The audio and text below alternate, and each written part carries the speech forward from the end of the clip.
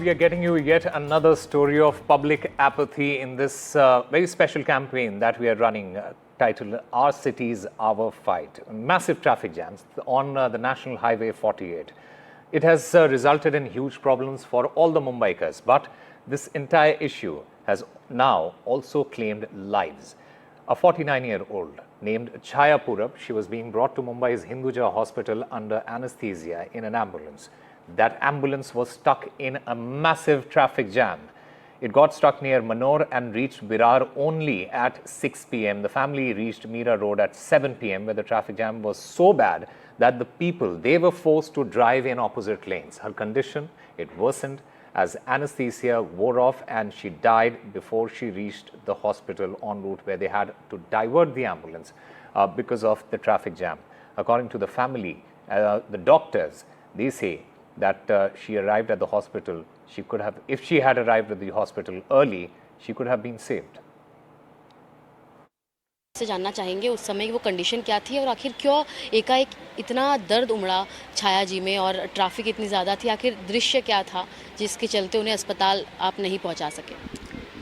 मनोर तक हम लोग तो सही सलामत आ गए। मनोर के आगे जो रोड कंडीशन थी, इतनी बैड रोड कंडीशन चल रही थी, उसके ऊपर इसका फ्रैक्चर था, बहुत सारे बोन्स में फ्रैक्चर था। तो रोड के जो गाड़ियाँ जंप हो रही थी, हमारी एम्बुलेंस जो जंप हो रही थी, उसके वजह से उसको पेनिंग बढ़ रहा था। और मुझे बार बार बंधु मेरा पैर दबा, मेरा पैर उठा, ये सब चालू था। और एम्बुलेंस के लिए भी कोई लेन कोई छूटता नहीं था। उसकी वजह ये थी कि तीनों लेन में ट्रक्स चालू थे और ट्रक वो जो एक रूल पालना मांगता है कि जिसके वजह से हर किसी का थोड़ा गाड़ियाँ जा सकते, छोटे व्हीकल के लिए फर्स्ट लेन, सेकंड लेन, बाईपास लेन, थर्ड लेन ट्रक के लिए, ऐसा कुछ रूल्स रहता। यहाँ पे ऐसा हुआ क्या एम्बुलेंस भी जा नहीं पाई, यानी गाड़ियाँ एम्बुलेंस को तक रास्ता नहीं दे रही थी ट्रैफिक में। रास्ता देने में वो लोग मजबूर थे क्योंकि वो कहाँ हटे, एम्बुलेंस जाने के लिए भी उनको हिलना जरूरी है और हिलने के लिए जगह ही नहीं रखी थी। अब बाद में अपोजिट लेन में भी गाड़ियाँ डाल रहे थे, फिर भी हमारा एम्बुलेंस वाला कोशिश कर रहा था। पुलिस ने भी हमको एक दो जगह पे कोऑपरेट किया, नहीं ऐसा नहीं, लेकिन फिर भी हम लोग हिंदुजा तक तो 2 घंटे 20 मिनट पहला बताया था हमको, उसके बाद 2:50 बताया, लेकिन वहाँ तक हम पहुँच जाते तो शायद वो बच जाती थी।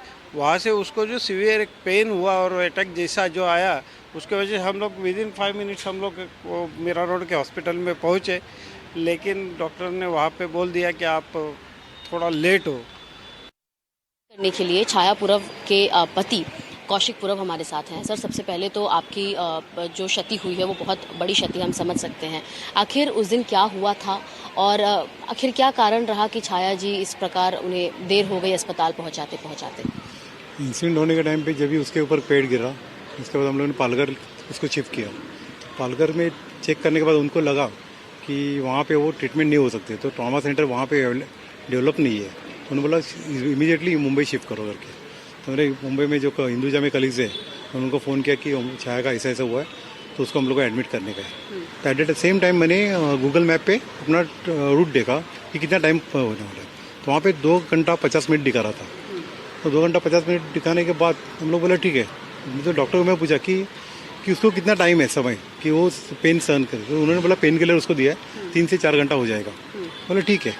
तो हम लोग जैसे हम लोग ने गाड़ी निकला और मनोर आ गए ना, तो हम लोग का विरार अप्रोक्सीमेटली 50 मिनट, आधा या 50 मिनट में हम लोग का पहुंचना मांगता था पालघर से। तो हम लोग को 3 घंटा विरार में लगा ट्रैफिक जाम की वजह से। तो मतलब हाईवे पे गाड़ी आने के बाद, एम्बुलेंस आने के बाद हम लोग सोच रहे थे इतना ट्रैफिक कहाँ से आ गया। तो गूगल में तो दिखा रहा था 2:50 मिनट। बाद में उसके बाद हम लोग ने विरार तक उसका जो 3 घंटा जो वेस्ट गया, उसके पेन किलर का इफेक्ट है ना, उसका वो चला गया। उसको पेन किलर मतलब विरार रोड के बीच में उसको इतना पेन हुआ ना, सीवियर पेन हुआ। मुझे उसने मारा, काटा। मेरे भाई को बोला कि मेरे को मतलब अनकॉन्शियस कर दो, अनकॉन्शियस करके मुझे लेके जाओ, मेरे पेन सहन नहीं हो रहा है। और हेल्पलेस था। बीच वाली मेरा दोस्त है दीपक करके, उसने भी पुलिस जो है हाईवे अथॉरिटीज़, उससे चौधरी साहब है, उनसे बात किया। उन्होंने बोला एस्कॉर्ट देने में प्रॉब्लम नहीं है, मगर एस्कॉर्ट दे के फ़ायदा नहीं, क्योंकि दोनों बाजू ट्रैफिक जाम है। दोनों बाजू मतलब एम्बुलेंस निकालने के लिए हम लोग राउंड साइड से भी ले इनकेस इमरजेंसी जा सकते हैं, और हम लोग को पॉसिबल नहीं था। और हाईवे जो नया बनाया उन्होंने, पहले जो डामर का था कुछ भी प्रॉब्लम नहीं था। 3 साल बाद वो कंक्रीट का क्यों कर रहे हैं मालूम नहीं, उसका काम का क्वालिटी मुझे नहीं पता क्या हो रहा है करके, मगर वो खड्डे वो लो और कुछ रॉन्ग साइड से गाड़ी आती है, उनको मतलब कोई तो कुछ रूल्स और लेकर देगा होता। मतलब हम लोग जब भी फॉरेन कंट्री में जाते हैं तभी रूल्स हम लोग एक्सेप्ट करते हैं, और यहाँ पे आने के बाद हम लोग रूल्स को बाईपास करते हैं। तो मेरा कहना यही है कि अगर ट्रैफिक नहीं होता था तो शायद आपको शायद आना नहीं पड़ता मेरे पास। All right. My colleague Sujata Dwivedi, she joins us on the phone line to get us more on this. Sujata, it is extremely unfortunate that this person lost her life because of a traffic jam. And this is a massive issue. It needs to be addressed. But before I ask you anything else, just give us a sense of what is the normal traffic situation in that particular area, on that particular highway. Well, absolutely. And to start with, I'm still on the highway and in traffic jam, and the condition is actually worse, especially on weekends, which is actually supposed to be lighter traffic. And this is the Western Express Highway, where usually we see huge stipulated these traffic jam-like conditions, and they're unresolved all the time and in every season that Mumbai faces. And though the roads are, there are work being done, they're concretized, yet it looks like, the traffic jam problem in Mumbai seems unresolved, and it really requires attention, because that's what we saw happening with Chhaya Purav as well, who was supposed to reach her destination, the hospital, in 2.5 hours, but it took her more than 3 hours itself to just cover the 1/4 of the distance that she had traveled from the location of the accident. Sujata, has the government provided any compensation, any sort of support for the family of Chhaya Purav? Not really. We spoke to the husband as well as other family members, and they did tell us that the conditions were worse, and they tried taking her to the hospital, but Chhaya is no more with them. And on the other end, there's no such compensation that has been provided by the government, or no such calls that they've received from any of these authorities consoling or providing their condolences to the family. And there's no such touch of the government with the family members yet.